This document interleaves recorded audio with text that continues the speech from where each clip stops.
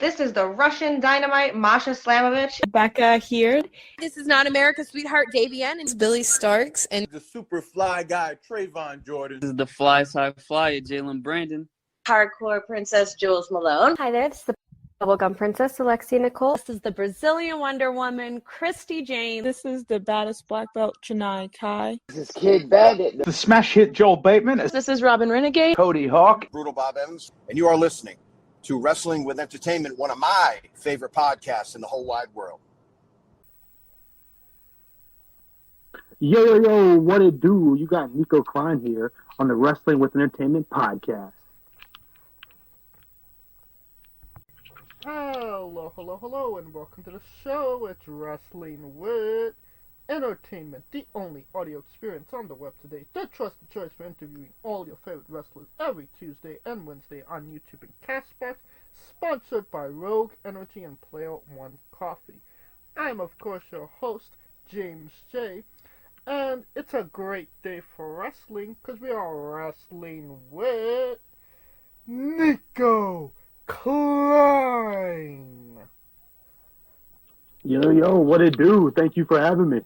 Absolutely. Thank you so much for being on. Can you tell us where we'll see Niko Kline next event-wise? So I'm on any SCW shows, Central Empire shows, anything really locally around the Quad Cities I've been trying to do. So hopefully we'll be on all the shows across the United States as soon as possible. Hell yeah. And where can we find you on social media and your merchandise? My Instagram is Niko.Kline, and then my Twitter X account would be Niko_Kline.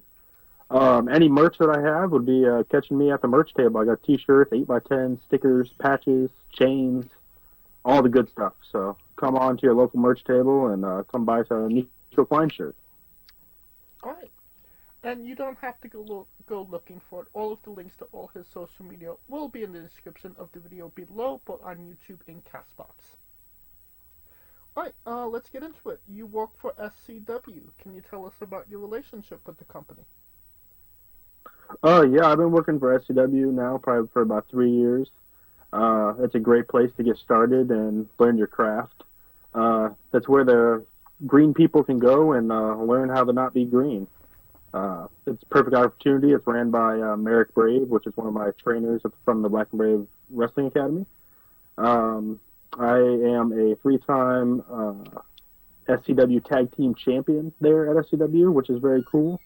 I love that we travel all over. I mean, we'll wrestle in Iowa City, Bluegrass, Moline, Rock Island, kind of anywhere they'll have us is where we love to go for SCW, so it's a fun time, and I love wrestling there. And it's very interesting, wrestlers from all over the world come to Iowa for Black and Brave specifically. You're actually local, maybe one of the only local wrestlers to just maybe be like a 10-minute drive to Black and Brave, no? Yeah, I'm actually not even 10 minutes from Black and Brave. I'm only like maybe 5 I can get there if I get all the green lights. But yeah, I've been living here in Davenport my whole life. From Davenport, born and raised. SCW has been around almost as long as I've been alive, to be honest. So at a very young age, I've seen SCW as a kid here locally in Davenport, Iowa, and kind of just took off from there. And that's how I found out about SCW. All right. Now, you've actually wrestled against Colt Cabana in a tag team match. Your tag partner, obviously MFG, his is Crotch. Obviously, Colt Cabana, big name. What was that experience like? Well, it was very fun. That show was actually done at it's called Vibrant Arena at the Mark. It is our venue for music and entertainment that comes here locally. It's about a 10,000 seat arena, but they also have like party rooms and festival rooms. And after a hockey game that they had there, they had a wrestling night, which involved us setting up the ring in one of their party rooms and about I would say around like 500 to 600 people after the hockey game comes and watch the wrestling show that we put on. And that time I was lucky enough to wrestle Colt Cabana in a tag match, like you said, with my partner, MFG, Partners in Rhyme. And Colt Cabana's partner was Crotch, which is another trainer from the Black and Brave Wrestling Academy, so it was cool to be in the ring with him also. In that atmosphere, under those lights, the crowd was great. Colt Cabana is a class act. And I hope we get to be able to wrestle him again. Okay. Well, let's talk about your partner in Rhyme. Can you tell us about your relationship with MFG? Yeah, MFG is a cool guy. At the moment, he's actually taking a little bit of time off of wrestling, trying to find himself mentally and physically, which is what people have to do sometimes in life. I miss him. He's back home in Virginia at the moment, living there, in his house, getting to be around his family and stuff. So I feel like that's probably the perfect spot where he needs to be at the moment, and until he can nurse up his injury that he has physically and clear his mind mentally. I believe he's in a perfect spot, and whenever he feels right and whenever he thinks it's right, he will come back to pro wrestling, and Partners in Rhyme will be alive just like it was a year ago. Now, you've been primarily with him as a tag team. You've established yourself quite well in SCW together. Now that he's not there, are you looking for more of a singles run, or are you looking for, another tag team partner for the time being? Well, so I did get partnered up with this guy, his name is Cash Kennedy. He's on the Iowa independent scene. He's doing one hell of a job. I'll tell you what, he's got a good chest on him, working out every day, putting in the time, putting in the effort. That's why I told him he could fit perfectly in Partners in Rhyme, and that's what we did. And we ended up actually winning the SCW Tag Team Championships together. Unfortunately, we have lost those since, but that's okay. Every good story has to come to an end. But yes, singles opportunities is what is going to be in my future and what I'm looking forward to. I have a very big love for tag team wrestling, and it's great, and it's very entertaining when it's done properly. But singles action is where I'm heading, and that is what I'm looking forward to. All right. And, you mentioned it, a three-time SCW Tag Team Champion. Obviously your home promotion, a promotion you knew even before you were a pro wrestler. What did it kind of mean to you to win those Tag Team Championships? So the craziest thing is, back, I can't remember what year exactly it was, maybe 2017 something, SCW got those new red tag team championships. I don't know if you're familiar with them or not, but they're red strapped with silver plating on them. And I was there at the show as a fan when Marek introduced those to the show, taking the old ones away and presenting these new ones. And I seen it, and I always thought that I wanted to be like the main champion guy with the main title, so I never really cared about the tag titles at that time. But fast forwarding, once I even just got on the show in general, I'll get any opportunity that I could have. So I landed in the tag division, and I made the most of it. And I believe I tried to do as best as I could doing that. And like I said, winning the tag team championships 3 times. It was cool kind of going full circle, winning them those first times, because like touching back on the story, seeing them get presented as a fan, and not thinking much of them, and now I'm here holding them. It showed me that I went a long way, you know what I mean? So it was actually a very cool thing. Well, I believe the second time you won those tag team championships was by actually beating your coach, Marek Brave. You had a series of matches with him in, I believe, late 2023. There's a lot to unpack. I mean, obviously, before you even got into wrestling, you used to watch him wrestle, and obviously he's your coach. So what did it kind of mean to you to be in the ring with Marek Brave? So at first, if you would have, let's go back a little bit before we hit that. If you would have asked me that when I was in class, like when I first started training and I just started up Black and Brave, I probably would have told you that that's never going to happen. for a couple of reasons. One, Marek Brave deals with a lot of injuries, so the time that he can wrestle is very limited. So just even getting in the ring with him in general, with having his body physically okay, is something in a whole different ballpark than we're even in, me just wanting to wrestle. But so knowing that's going to be okay, and then just knowing that I was good enough to be in the ring, to be safe with him. And right, like I said in the beginning, I would have told you right off the bat, nah, that's never going to happen. But obviously I stuck it out. I graduated from Black and Brave, and I trained a lot. I was there a lot, and Marek's seen that and seen how much I actually went through a kind of a body transformation. When I first started this whole thing, I was like 275, 280, and I got myself all the way down to now to my weight of 210. And doing that, I think Marek Brave, Crotch, and the other coaches at Black and Brave kind of seen how much I was putting into it in a short period of time. And that's why Marek wanted to work with me at SCW. I feel like I earned his respect and showed him that I wasn't there to mess around. I was actually there to have fun and do serious work.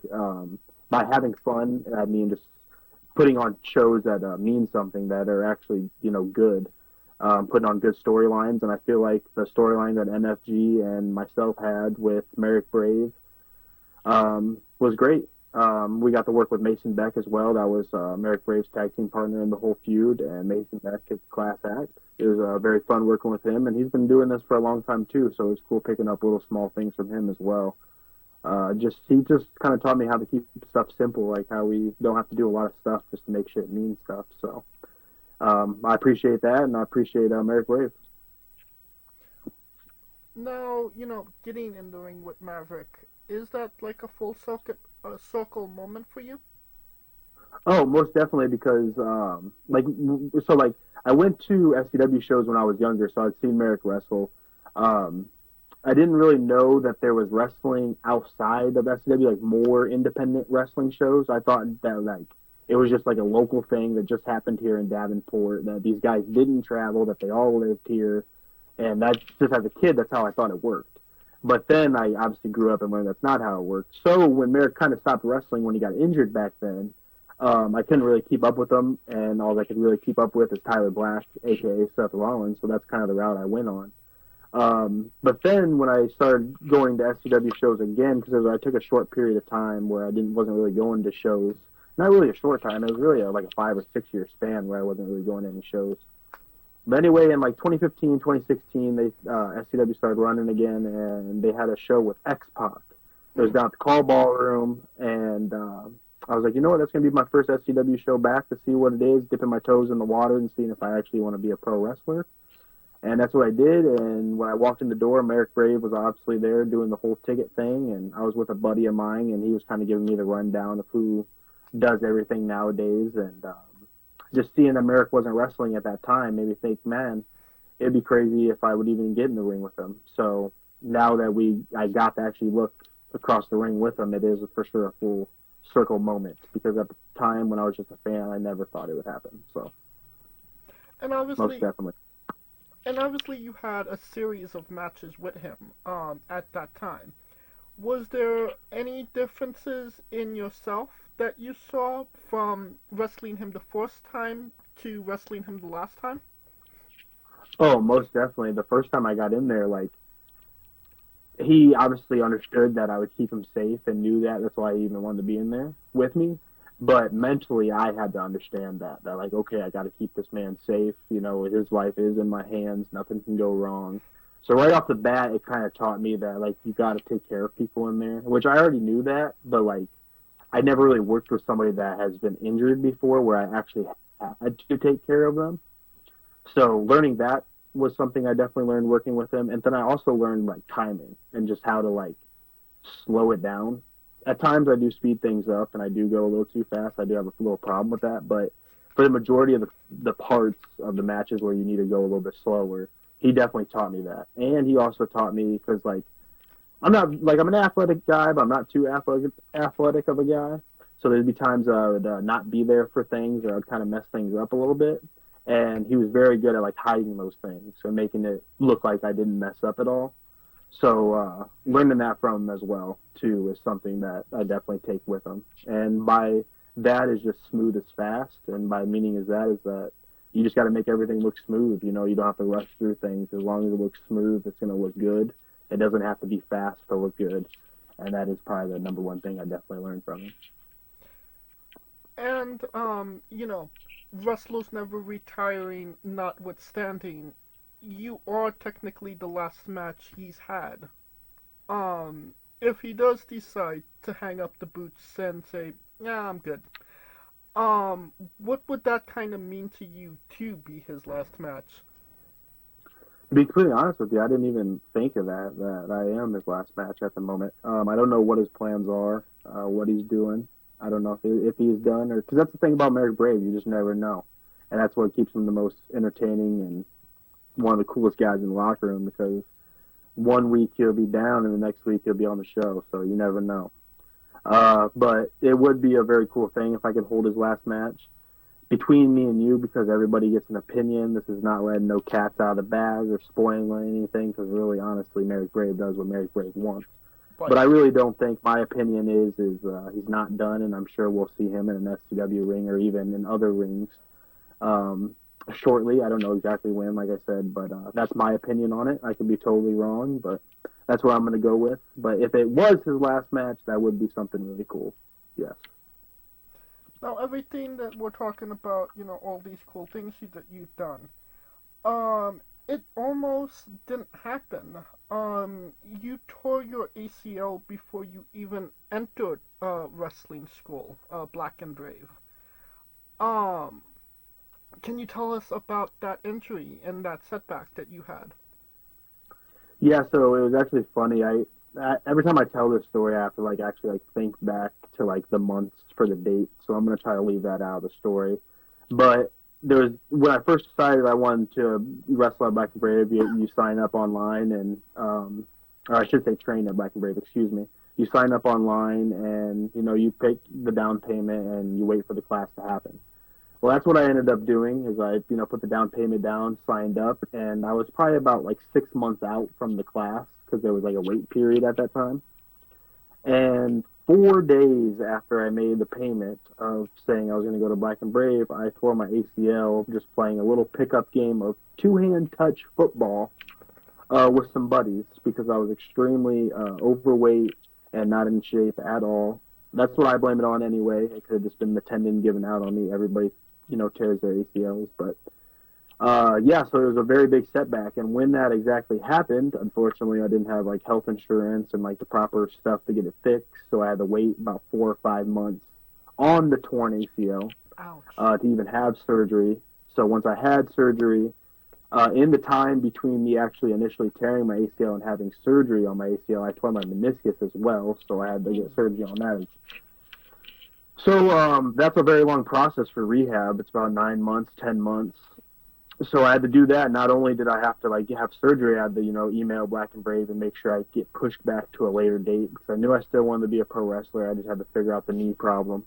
And luckily, Marek Brave pushed me back a year, and I did the whole year of rehab for my knee, and I started Black and Brave in May of 2020, which that almost got pushed back as well because old COVID wanted to pop up. Right. So my class actually did get pushed back by 3 weeks. We were supposed to start in the beginning of May, and we started late May, and there was a lot of restrictions. So, that whole kind of time of my life was really hard because I was already waiting a year for my knee, and then we ended up having to wait some time because of COVID and stuff. So, yeah, it was like a hurry up and wait situation. Hurry, just to sit there and wait. But once we got started, the first day of Black and Brave, we were in. There was no looking back. Was that somewhat discouraging, tearing your ACL even before you enter a pro wrestling ring, and then obviously COVID just being COVID?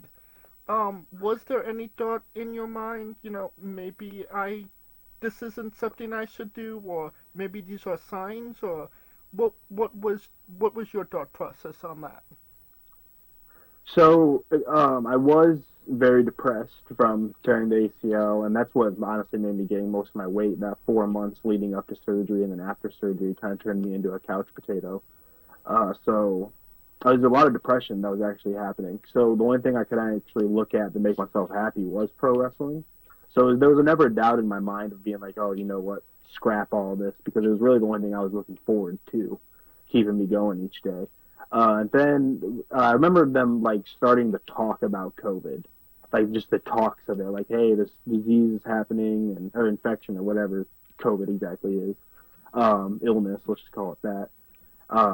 Once they got rumbles of that going on, I was like, man, this cannot be true. This cannot be happening. The world cannot be shutting down. This isn't, like, this is supposed to be the year of my knee getting better and all is supposed to happen. But, that's what ended up happening. The world got shut down. So the COVID wasn't really a depression for me feeling. It was more of like an anger of like, come on, another thing's getting in my way. Right.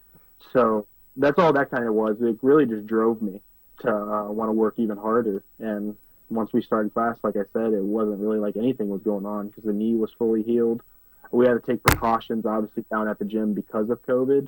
But, I mean, it was still like a regular training day. We'd go in there and, sweat our butts off for 3 hours and then have to do an hour CrossFit WOD. And it really wasn't like COVID was really happening because I was, already working out and getting to it. Okay. Awesome. Now, can you tell us about using candy corns in a hardcore match? Yes, that's funny. So we had a Halloween trick-or-treat match. It was Malik Champion and Shane Boucher versus Niko Kline and MFG at Iowa City Wildwood Saloon. Like I said, it was a Halloween trick-or-treat fight. And it was anything goes, any weapons. And our thing was that we wanted the weapons to be anything to do with Halloween.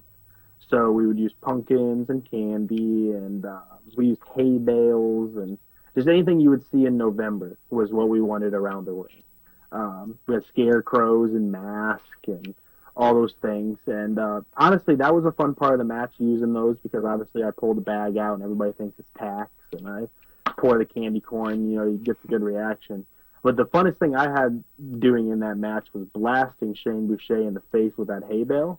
And not only in the moment was it super cool under the lights in Wildwood, because like once it hit him, this hay just went everywhere in the air, and it was like it was just raining hay, and how the lights was hitting it. It kind of seemed like confetti almost. Like, I don't know, it was weird. But it also made for a very good video/picture that I have now for a memory. So that's definitely something I'm always going to take with me. But yeah, that was a very fun match. Very, very fun match. I'm almost afraid to ask, does it hurt getting slammed on candy corns? Oh yeah, dude, it all hurts. Everything hurts. It hurts just to even get in the ring, my man. Everything hurts. Alright. I think it's a good transition from candy corn to corn boy. He recently blocked you on Twitter, no? Yeah, man. Hey, yeah, Corn Boy is his own guy. He's awesome, though. He's one of my good friends in pro wrestling, at least I like to think. We have a lot of fun. We've spent a lot of time doing a lot of drives, going different places all over. He's one of the people that I can honestly say I've been in the car with the most doing this stuff.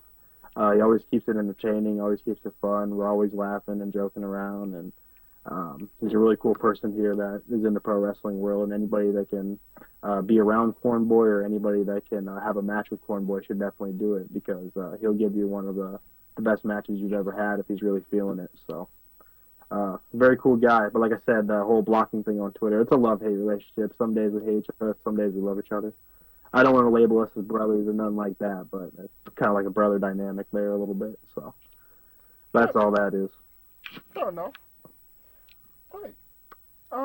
Now you actually did some extra work for WWE. Can you tell us about that experience? Yeah, I've done a lot of extra work with WWE. I've actually got to be a doctor to help Dominic Mysterio get some mist that Asuka spat in his eye.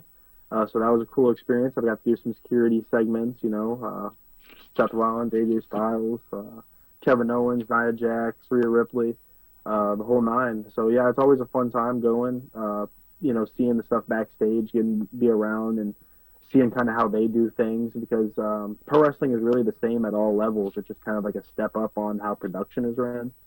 So it's really cool to sit back and like watch how they do things, how the production, how they set up things, how they rehearse things, and how everything goes. The catering food is really good. It's always good. You always get valet parking, which is awesome.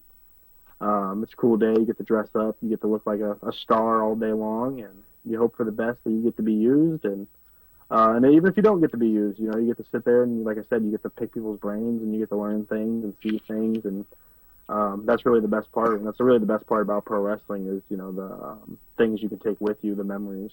So it's every time I go, I get to cherish being backstage at either Monday Night Raw or Friday Night SmackDown. What was you eating in catering? Oh, I always go for the steak. They always have these nice little sirloin steaks that are always great. And then they have this macaroni and cheese. It's like this baked macaroni and cheese that is just to die for. They also have these little circle potato things that I really like. I squirt a whole bunch of ketchup all over them and go to town. You know, obviously, the doctor role with Dominic Mysterio, you're in a segment with one of WWE's biggest factions, Judgment Day. Was you talking to Judgment Day? What was that experience like? Because obviously, again, one of their biggest factions in WWE. It was actually cool. Actually, they were all in the segment. They were in the background, and me and Dom were the people, you know, doing the thing in the segment. So it was cool to have them all. Very respectful people, obviously, and it was just a fun time. You know, you get to, you know, rehearse it real quick and talk to them, make sure everything's good, and that's what we're doing. Then boom, the camera's rolling. So, yeah, it was great. Good experience, man. Everybody backstage, it's a good time, and they always, you know, treat you good. So that's all you can ask for, because obviously they've made it. They're the superstars, you know. So you're just trying to do whatever you can to make them look even more like a superstar. So that's our jobs at the moment. So you just try to do the best you can with that. Was anybody coming up to you and giving you advice after any of your extra work? I wouldn't say that. I mean, all the producers, I mean, obviously anytime you do something, the producer always has something to tell you, so it's always cool to get a little bit of feedback from a producer. So, but lately, really, the only time I get to really see Seth Rollins is when I do extra work, because usually he's not much at the gym anymore here in Black and Brave, so right. Down, you know, in town, usually they're out in wherever else their houses are, so it's really cool to see my coach and get to chop it up with him for a couple minutes, see how he's doing. You know, he asked me how I'm doing, so. And we both have had knee problems, so it's cool to talk to him about, you know, the knee and see how his knee's doing, how my knee's doing, you know, whatever. And he's a big football fan, so it's always cool to chop it up. And I'm a big Cowboys fan. He's a big Chicago Bears fan, so it's always cool to talk crap to him about the Bears. Maybe this year they might actually have a winning season or something. I don't know. It's kind of hard to talk crap as a Cowboys fan because it seems like we got it all year until we get to them dang playoffs. But yeah, it's a good time, you know, to get to see one of my coaches, which is cool. And then you never know who else is going to do extra work when you show up from other cities. So it's always cool to run into faces that you've done extra work before that you don't see all the time. So that's a fun experience.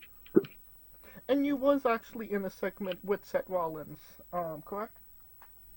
Yeah, I've been in, I believe, 2 of them. I've been there so many times that they kind of all run together, but I believe I've been out there twice with them. You know, we talked about, you know, getting in the ring with Marek Brave. You know, the other side of Black and Brave is Seth Rollins. So is that another full circle moment, kind of, sort of, to say that you was, you know, in the ring with Seth Rollins? Well, I've never actually got to share the ring with him. I was either outside the ring and he was inside the ring, or we were doing like a security spot where I was like holding him back on the outside or something. So I've never really had that moment yet. But that moment isn't gonna mean much until I'm actually, if this does ever happen, you know, it's a what if situation. If I get a contract and I work my tail off down in NXT or however it may happen, you know, pro wrestling, however it may happen. But the full circle moment would actually be having a legit match with me being under contract, and obviously he's not going anywhere, you know. It's probably where he's going to retire, so the only place I'm ever going to catch him is at WWE, so I'm going to have to work my butt off to get there, and if that does happen, yes, it would be a full circle moment. But it would be a full circle moment for any of us that's graduated from Black and Brave, because anybody that's graduated from Black and Brave, we all get the same exposure to Seth Rollins when he's here. You know what I mean? So Right. anybody that makes it from Black and Brave, like Nathan Frazier, if he obviously has already been signed, he's NXT Tag Team Champion at the moment. If he makes it to the main roster and he has a match with Seth Rollins, you know, that would be a full circle moment. So really for any of us, if any of us make it there to that height, as high as you can go. I mean, the highest match I think you could ever do is to wrestle your coach. So, I mean, yes, it would be a full circle moment for me and anybody else from Black and Brave that hopefully one day we'll be able to experience that, because it's yet to happen. Now, everything that we've been talking about, you know, obviously incredible moments. Are these moments that you take in the moment, or is it something that kind of sets in afterwards, like, wow, I did this? You know, that's a good question, man. I try so hard, just like I have never really picked people's brains on this, like other performers, how they look at it. But for me, I just try to take it one day at a time and try to soak in everything as it's happening. But sometimes you want your work to be so good, it's kind of hard to soak up what's going on around you because you're putting so much into what you're dishing out to make it good. So I try not to get, as people say, lost in the sauce, because in pro wrestling you can get lost in the sauce real quick. And yeah, man, some memories are kind of just faded away just because they've happened so quickly and there really isn't that big of a memory. But then other things stand out, like a Colt Cabana match. You know, that's something I'll never forget, you know. So it just kind of depends on how big the moment was, you know. I gotcha. I don't think I've ever heard that term before, lost in the sauce. Well, yeah, I've heard a lot of people say it, man. You don't want to mess around and get all lost, man. You get lost. Well, speaking of getting lost, I think that's a great segue into Niko's Bizarre Adventure. You're a pro wrestler that goes up and down the roads, and weird, crazy, and bizarre things are bound to happen. Can you tell us a road story that fits that description? Let's see here, man. We see the most craziest things out there, for real.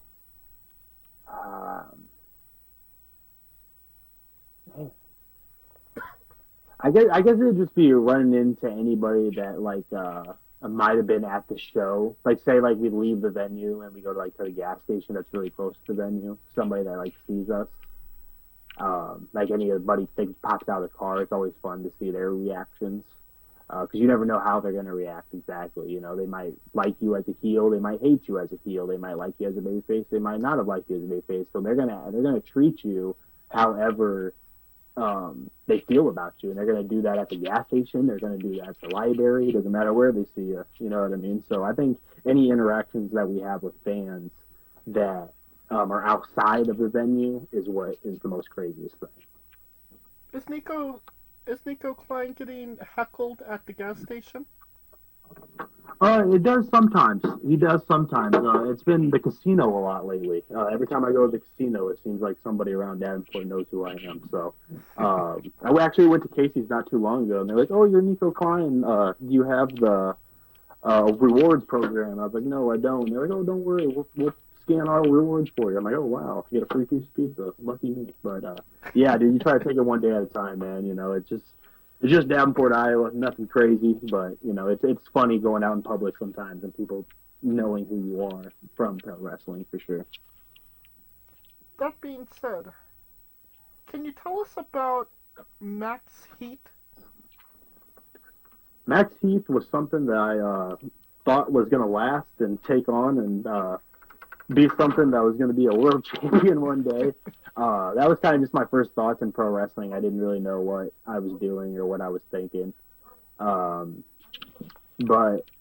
it was just a character I came up with, and I didn't know where I was going with him or what Max Heath even was.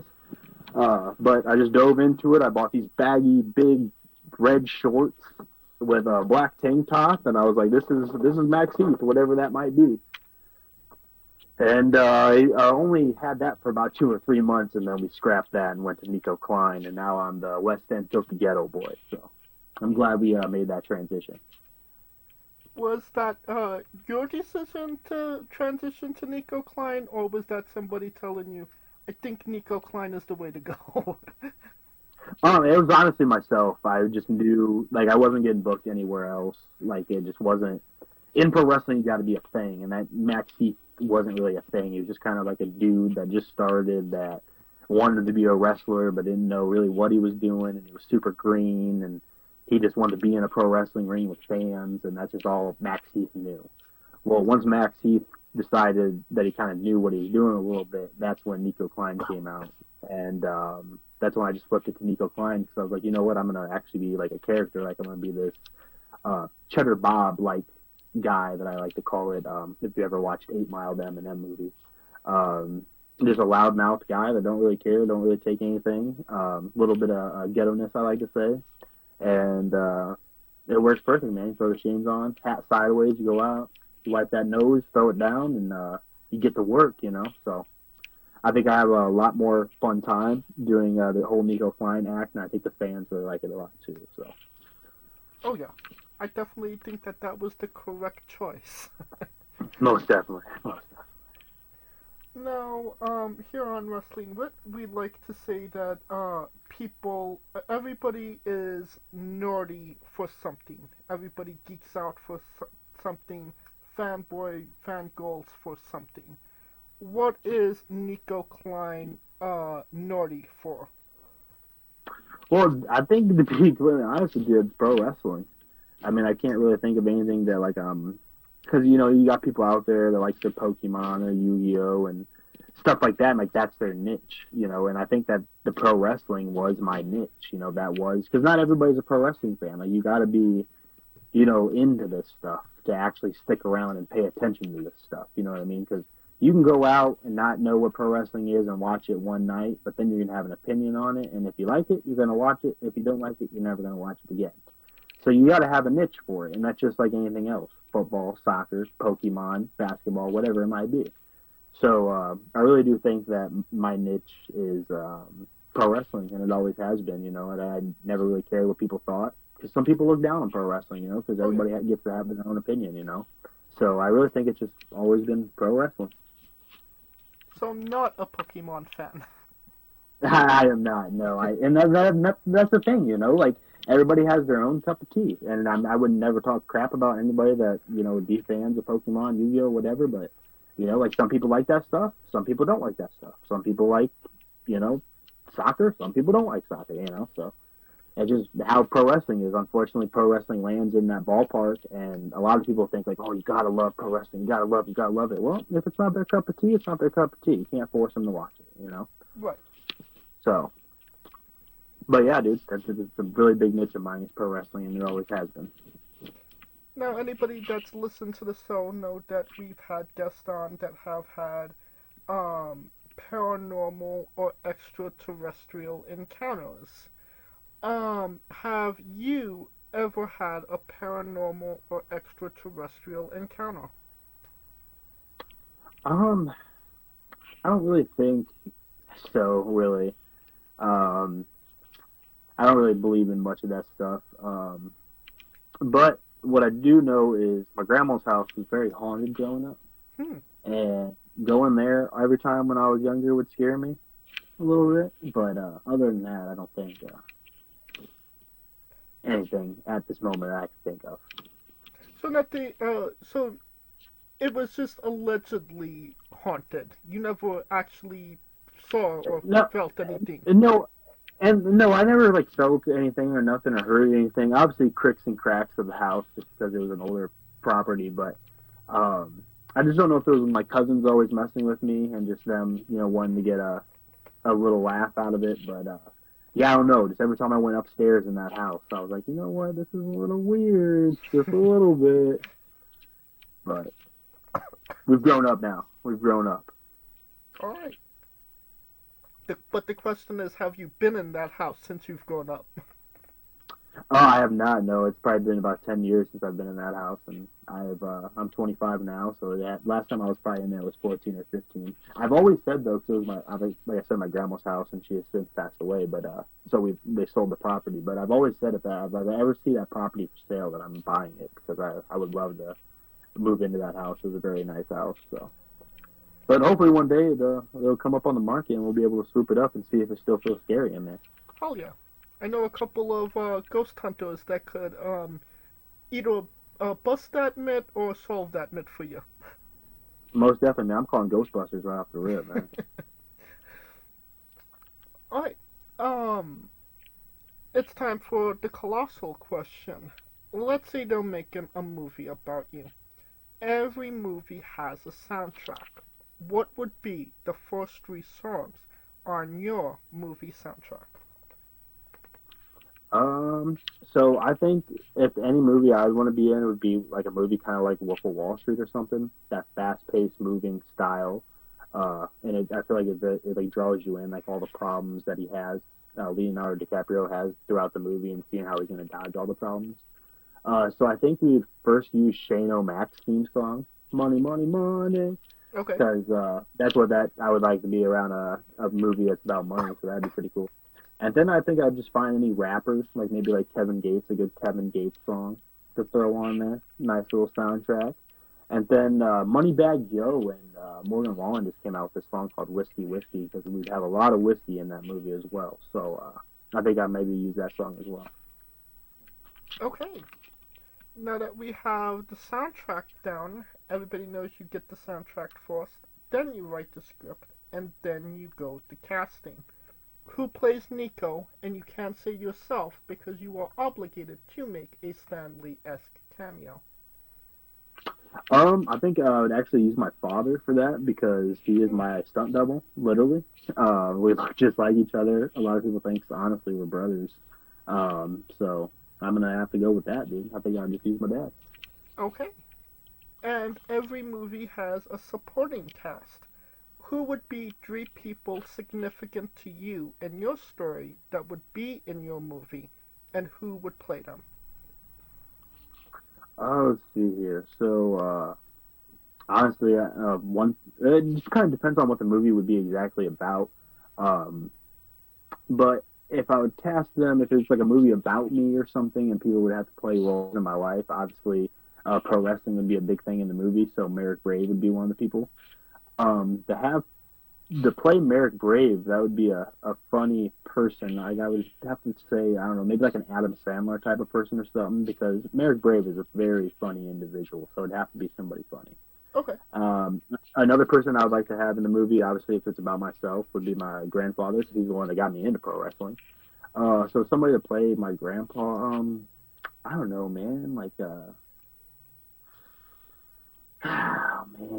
somebody... I don't know. Who's some of the greats that are like granddads in movies? I don't know, man. I don't know. Some grandpa. I don't know. One of the actors that are out there that are a little bit older, I would definitely use. And then I would have my brother in there as well, because he plays a big part in my life. So to play my brother, I would definitely have it to be Jim Carrey, because he looks just like Jim Carrey. He acts just like Jim Carrey. So definitely those 3. Okay.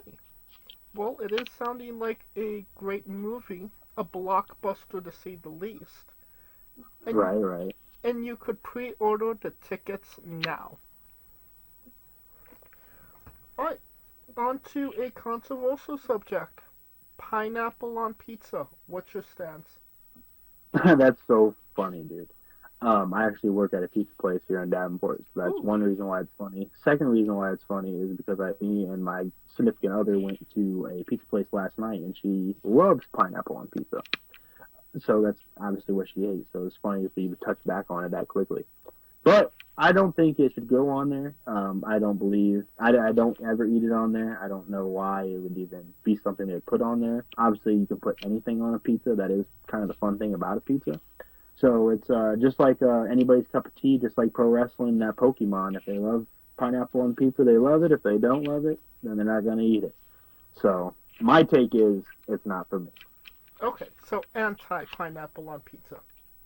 Anti, most definitely. Alright. So what is your spirit Pokemon? Man, I couldn't even tell you. I don't even... Pikachu. Give me Pikachu. Okay. Is he available? Yes, Pikachu's available. Perfect. Now, we love the late, great Tracy Smothers on the show.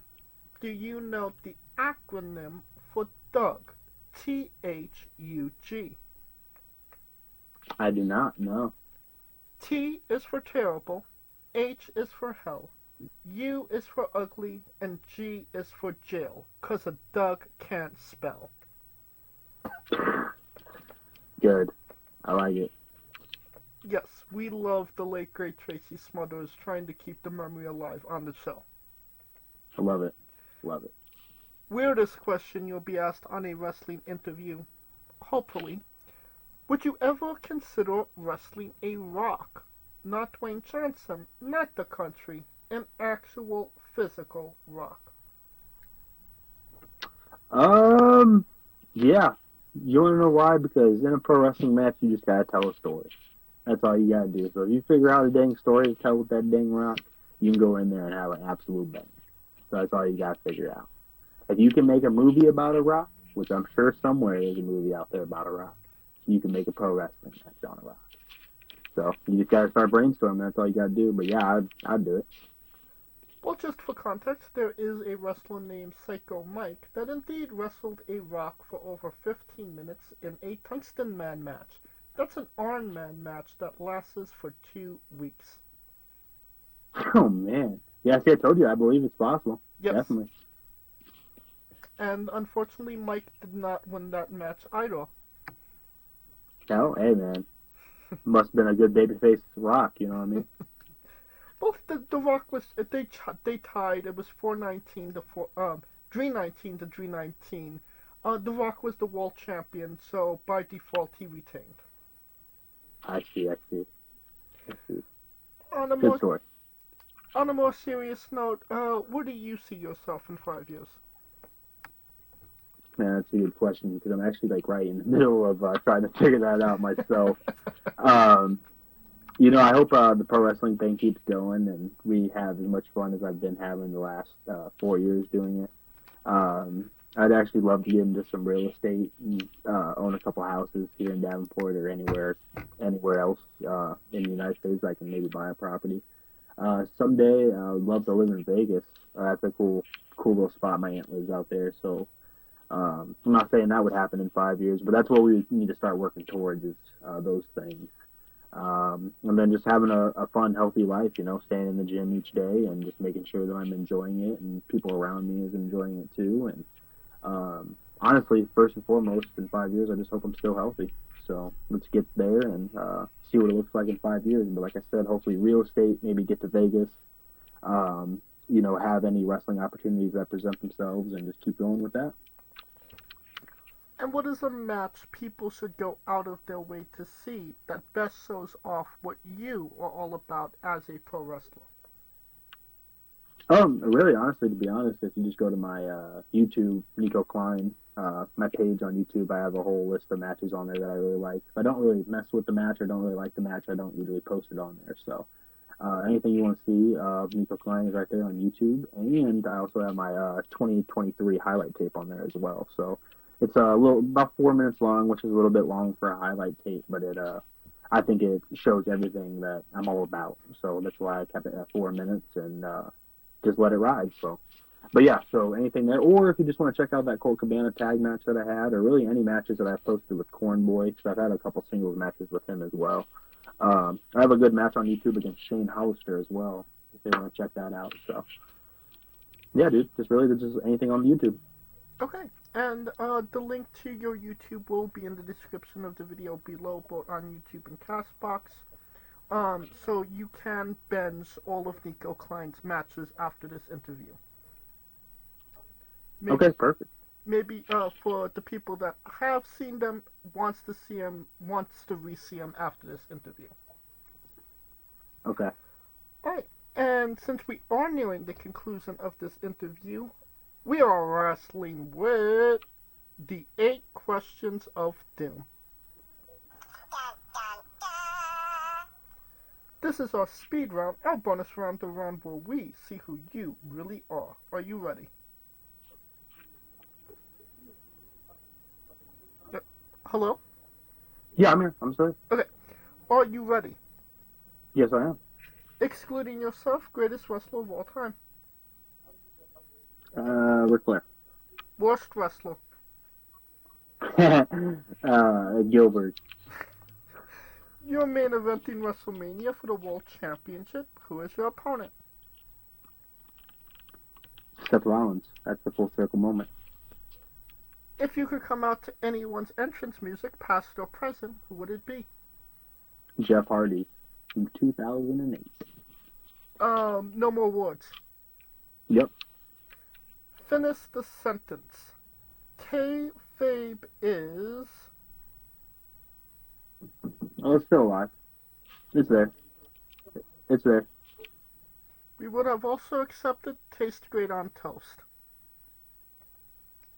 Squash. Squash. Go ahead. Huh?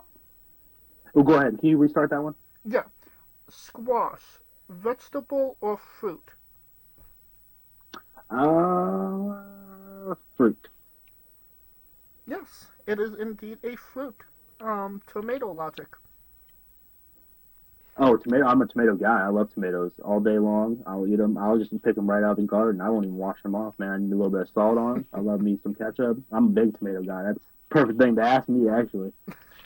I'm all about the tomatoes. Cherry tomatoes, big tomatoes, green tomatoes, red tomatoes. I don't care, man. We're eating tomatoes for sure. All right. Maybe add some squash to the menu. Maybe. New Japan wrestler Tai Chi. His ring gear gets smaller every year, revealing more of himself to the world. My question, what is the appropriate trunks to butt cheek ratio for ring gear? I mean, I think it just needs to fit. I mean, anything that just fits you and, it doesn't look too tight and nothing's hanging out, is the biggest thing. So anything you can look presentable in. Okay. And the last question, the main event, the thing everybody wants to know.